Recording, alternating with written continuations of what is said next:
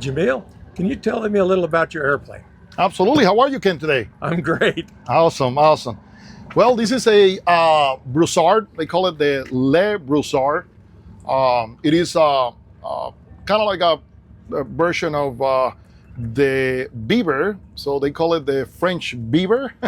Have the same type of engine and reassemble a lot, the interior, as you can see. It is configured with 6 seats. They are all bolted to the floor. And the bolting points or detaching points, are hooks that also serve as anchor points. If you remove all the seats, you can use those as anchor points. And double door, you have a Pratt & Whitney 985, which is supercharged, 450 horsepower. Very famous. I mean, those engines, same engine as in the Beaver, twin beach, and many other aircraft that use that type of engine. The plane was actually designed, as far as I know, for a request from the French Navy to the company Max Holste.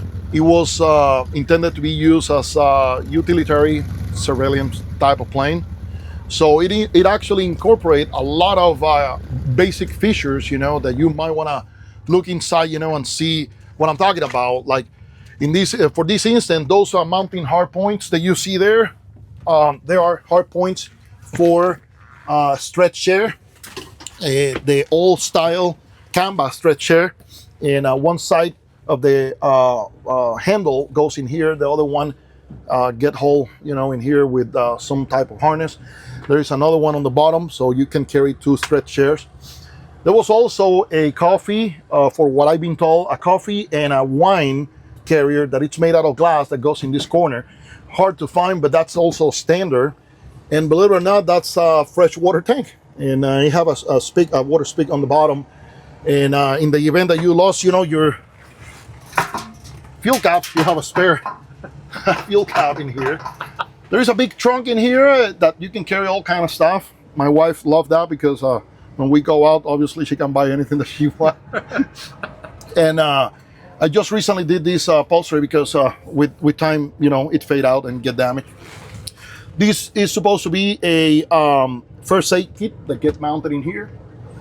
These hard points are camera, like a tripod, but in this case they are quad pod, and it is actually a mounting place for a camera to take oblique pictures. And all of these are like standard features, that comes with the plane. There is also some mounting brackets on the front to be used for oblique pictures from the co-pilot side. There is an emergency exit, in here. Once you pull the handle, literally both panels of the door fall out. That's the way of exiting the aircraft in the event of an emergency. And there is another emergency exit in here, which is also a weird type, but it can also be used, to ventilate. But literally, you don't have to unlatch it. You basically push it and it comes out. And this is another way out in the event that you have to exit the plane. I don't think that you see too many of these type of design today's day, Ken. So, but some of the characteristic is also that the plane needs stick rather than yoke on the controls. And I don't know if you can see the stick from there. There is a fly stick. Yes, I see it. And dual controls. Yeah. This area in here, it's a window that can get open for ventilation, or I actually made a plug in here so I can put a diesel heater and camp inside while I'm actually here in Buckeye. The plane has a twin tail. All the flying surface are made out of fabric, as you can see. Huge elevator, huge rotors and flaps.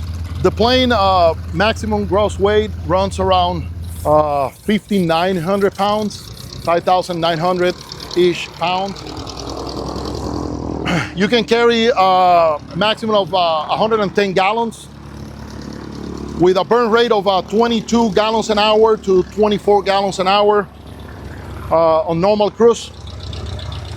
The plane only cruises about 100 miles per hour, 105 miles per hour. That's typically the cruising speed, just like a large Piper Cup. In additional, back in the days when avionics used to be glass tubes and heavy and bulky, they have different compartments for all the components. And nowadays, all of this equipment has shrink and it's a lot smaller. So those are cargo compartments that you can use, to store other stuff. In this case, I have a generator here that it's ready to be used. And this is a 900 watts generator. It fit perfectly into the radio compartment. And because of many of that glass tube equipment and the weight that you shave off, I'm having 2 car batteries in order to balance the plane, and also a plate underneath that extends all along the width of the compartment. Is that plate lead? That's a lead plate, that is correct. Wow. Originally, with the original equipment, if a pilot fly alone, so a pilot and co-pilot, and less than half full tank, you need to carry 95 kilograms of ballast in the most front, in the front of the most rear bulkhead in order to make the plane fall into, the CG. So now that you remove all that equipment, the old stuff, you definitely need weight. So this is perfect, to load it with stuff, because that's the only way to make it fall within CG. So I did a few mod can in here. I did a solar panel with a controller, 24 volts. And I have my solar panel that basically recharge the battery through the day. And that's the fuel gauge right there. Yep, you got the fuel gauge there. The leading edge, it's divided in 3 sections.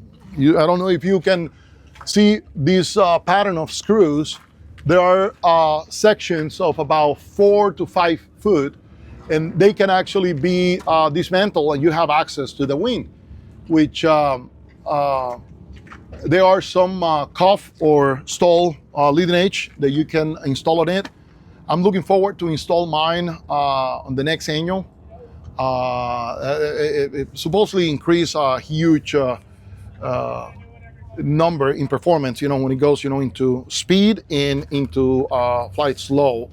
The guy that is a master on this, he's from Eugene, Oregon, and he have made multiple modifications on this kind of plane. He brought actually many of these planes from France, and he speaks French, so he knows this pretty well. He is the one that designed all of these COF based on original plans and original tech from the factory. So there is only few of these planes around. As far as I know, there are like 16 of these planes that are registered into the U.S. registry. And as far as I've been told, it's about 6-7 planes that are flying in the United States. This is one of them.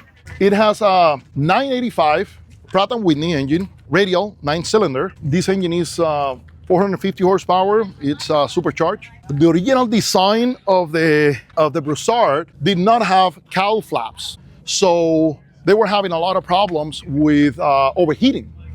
And that is another reason why the plane have that characteristic of requiring the ballast, because what they did is that they extend 6 inches, they move the engine 6 inches to the front in order to install the cowl flaps, obviously affecting, the arm of the plane and requiring that 210 pounds of ballast if you fly by yourself. But there are some of these planes that don't have cowl flaps, and some of them that have already the cowl flap mod after a certain serial number. This is the serial number 016. They run 2 different serial numbers. They start again, with the 0 up from, so there are 2 different serial. This is a 016, and I'm sure that there was also a serial number 16 somewhere, but it's probably the old design, that the one that don't have the cowl flap. Because it's so steep from the pilot perspective, it's really hard, to see in the front. I did some modification. I did a camera, so I can link that into my iPad, and I can see, in the front, rather than just being zigzagging. My airport home base, the taxiways are really narrow, so zigzagging, it become a little bit hard when it comes to safety, As I said, you know, it was an utilitarian, and I've been doing tiny little things, you know, since I got it. I did the camera, I did LED landing light, which is extremely bright. They call it a laser LED. I did some USB ports that I mount on the back. I mean, being experimental, you have that opportunity to do many of those mods. And with the solar panel, the USB ports in the front and in the back, one that runs out of the master, the other one that runs without the master. So when I'm camping, that I'm in here, I can actually charge, you know, my phone, things like that. Okay, Ken, so this is the hole for the smoke grenade launcher. You see that it's plugged, but there is a fixture that it's mounted on the inside, and this is where the smoke grenades, you know, get launched. And yeah, this is my plan, Ken. What do you think? Well, I feel pretty privileged because in me flying around in my Cessna 180, I've seen one of these in Idaho, and I've seen one in Utah, and now I've seen one in Arizona. Nice. And in the live, and I didn't realize they were that rare. So I guess I'm pretty fortunate to see 3 of these. You probably have seen half of the fleet that is flying in the United States, because again, it's to be confirmed, but I hear that there is only 6 or 7 that are currently flying. Yeah. So you probably have seen already 3 of them, half of the entire fleet that is flying.